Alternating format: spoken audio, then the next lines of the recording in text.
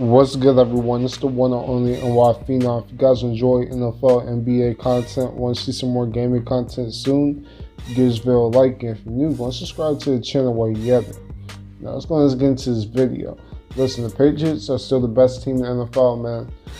You know, y'all can talk all y'all want about the Saints and how they should be number one, this, that, and the third. I had them at number two, okay? So I think it's fair. I think that the Saints have faced some really good opponents. Their leader of their team, the quarterback, future Hall of Famer, first ballot Hall of Famer, Drew Brees, went 5-0 without him. Teddy Bridgewater looked good. Mike Thomas right now, I gotta be real, he's looking like the best receiver in the game right now. You know, Murray balled out. This defense is stout. I mean, it's really good. You know, overall, the Saints has been playing really well. Sean Payton is looking like a Coach of the Year candidate. Listen, you know, I know a lot of people are thinking that, you know, due to strength of the opponents, right, I should go with the Saints number one. But, you know, the Patriots are still undefeated, so I got to put them at number one. Plus, it's Brady, Belichick, and the crew. Defense balled out. I mean, they literally, Sam Darnold was literally seeing ghosts. I mean, they had Sam Darnold, you know, having their early Halloween, you know what I'm saying? But, you know, overall, Patriots won 6-2, 49ers, right? I mean, the 49ers are the last undefeated team in the NFC. These guys have been spectacular. Maybe the best defensive line in the game. You know, Jimmy G, right, still hasn't had a huge game yet. But, you know, this offense has been there. Kyle Shanahan is one of the best offensive minds in the game. This running game is here. Matt Breida, Tevin Coleman, the crew. They just traded for Emmanuel Sanders. I mean, Emmanuel Sanders, let me put this in perspective, man. I think Emmanuel Sanders is going to open this entire 49ers offense. Because no longer can they just double Greg Kittle and bring 8-man boxes for this running game. They want to respect Emmanuel Sanders out that slot, so that's going to open things up for Pettis. Greg Kittle is going to be open even more. You know, it's just going to open the offense even more. Marquise Goodwin on the deep routes. I think that was a great pickup. So, you know, overall, I like the 49ers. 4-5 was pretty interesting. Two NFC North teams. Packers are number 4. Vikings are number 5. Listen, man, the Vikings have quietly been one of the best teams for the past month. I mean, for real. After Kirk Cousins and Thielen did their thing, and Diggs and the whole entire crew, things have changed around. I mean, honestly, the past 4 weeks, Kirk Cousins has been looking like the best quarterback in the game, if we're going to be honest. I mean, this past month, Kirk Cousins has just been amazing. He has. His play-action game is finally open. I mean, it's opening up. You know, this running game, I mean, one of the best running games in the entire NFL with Dalvin Cook and Alexander Madison. This offensive line is great when it comes to run blocking. Pass blocking is even getting better. I like the 2-man tight end sets. You know, I'm really liking the energy in Minnesota, man. You know, this defense, of course, the defense is going to be good. With Daniel Hunter, Everson Griffin, Linval Joseph on the defensive line. Eric Kendricks and Anthony Barr and the linebacking crew getting busy. You got Harrison Smith, Xavier Woods,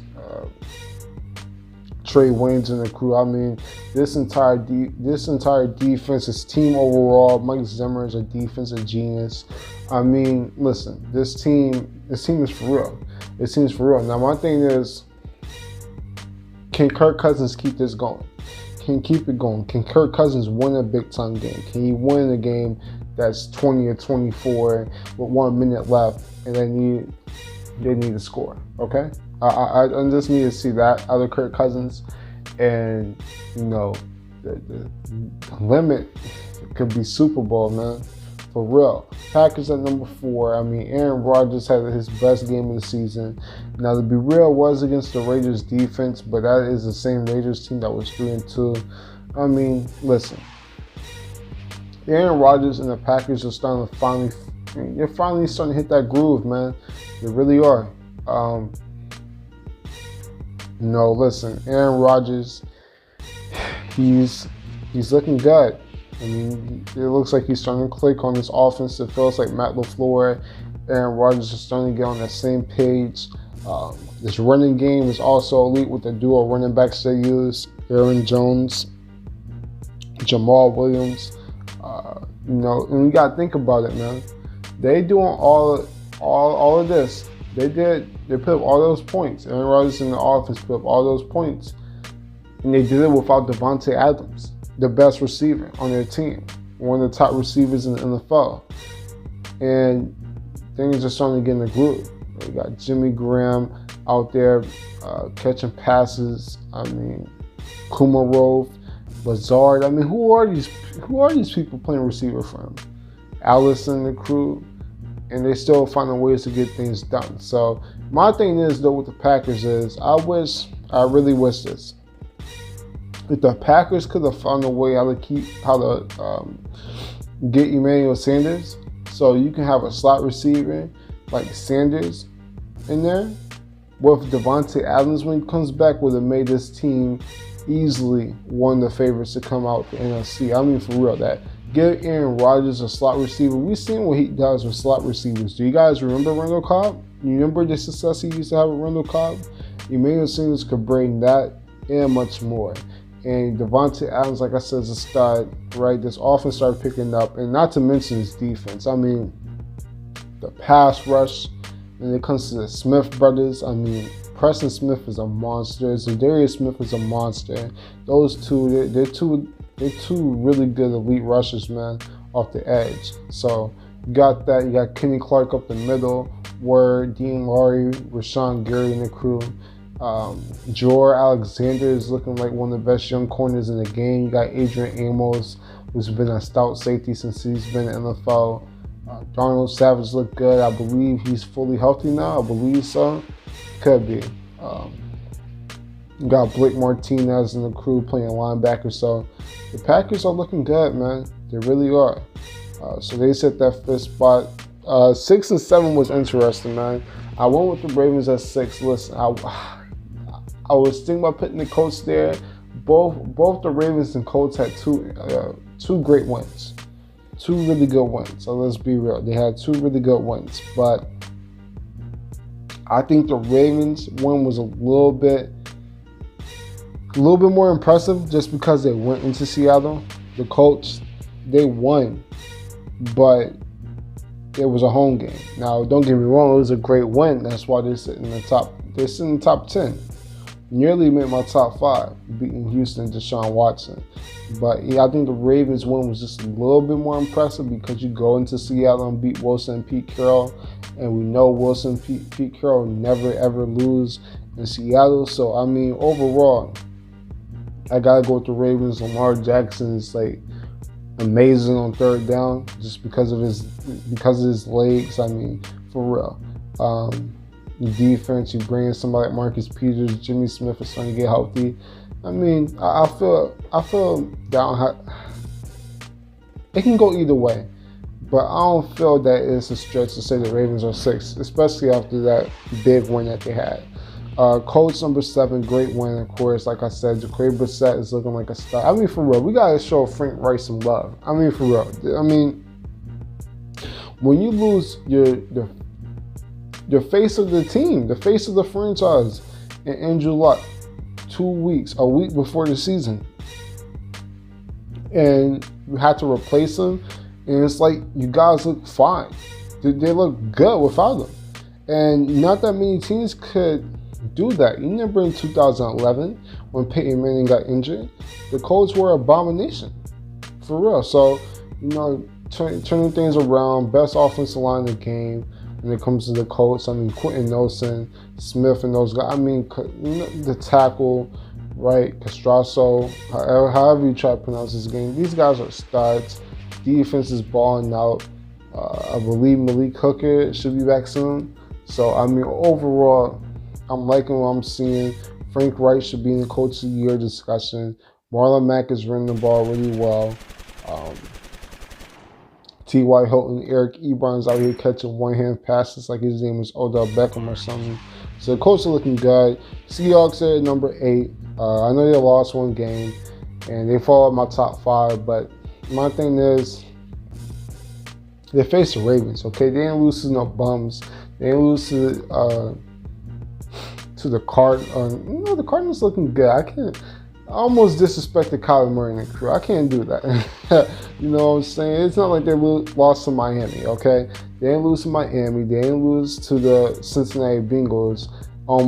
They almost did in the first game. But anyway, you know what I'm saying? But Seahawks still got Russell Wilson, still got Pete Carroll. Came off a tough loss. You traded for Quandre Diggs. So now you got safety since Bradley McDonald is injured.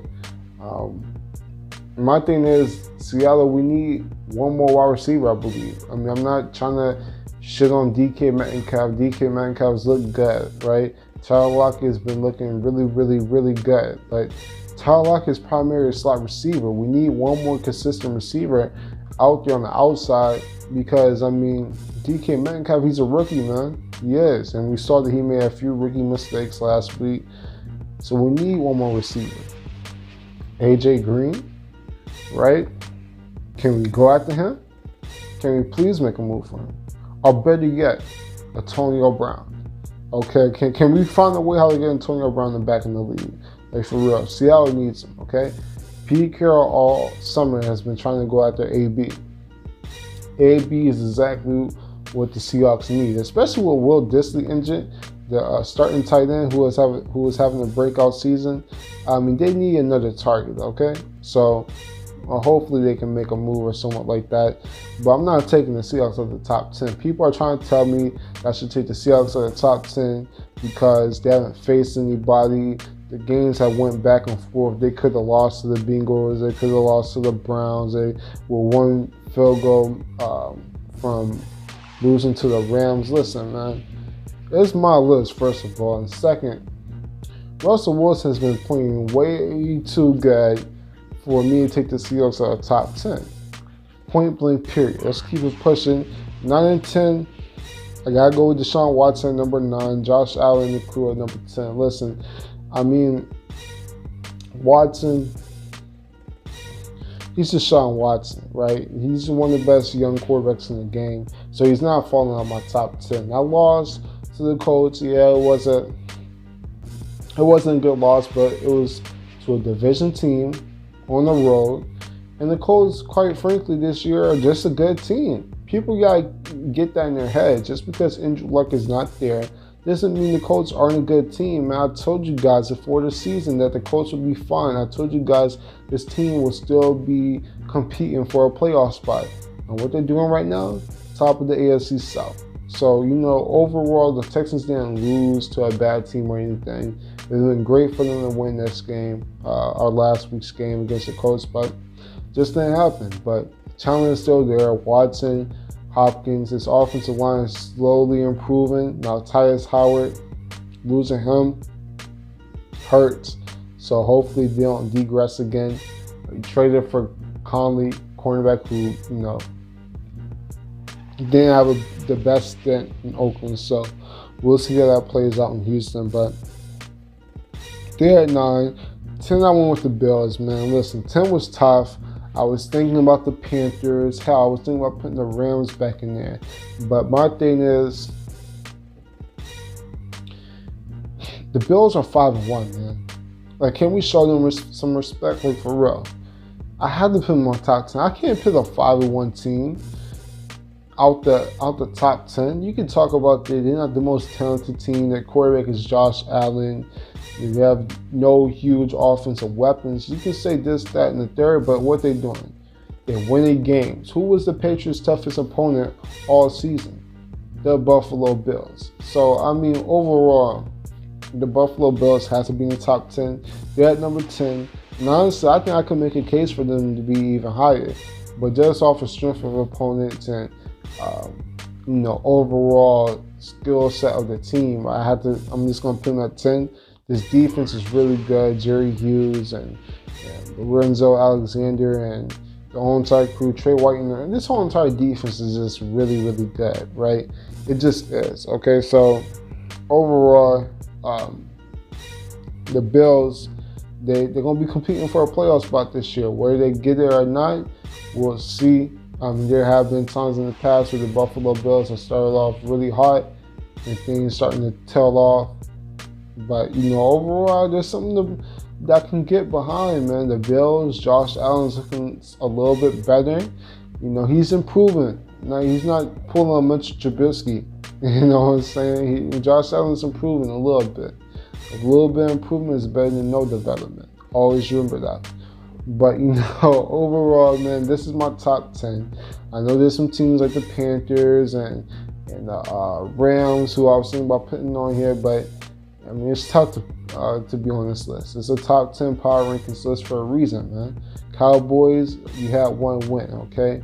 And get on a winning streak, okay? Win 3 straight games again, and maybe you get back on my list. But that's it. That's all. If you guys enjoy NFL, NBA content, want to see some more gaming content soon, gives you a like if you're new. Subscribe to the channel while you got it. I'm the phenomenal one, and I'm out. Deuces.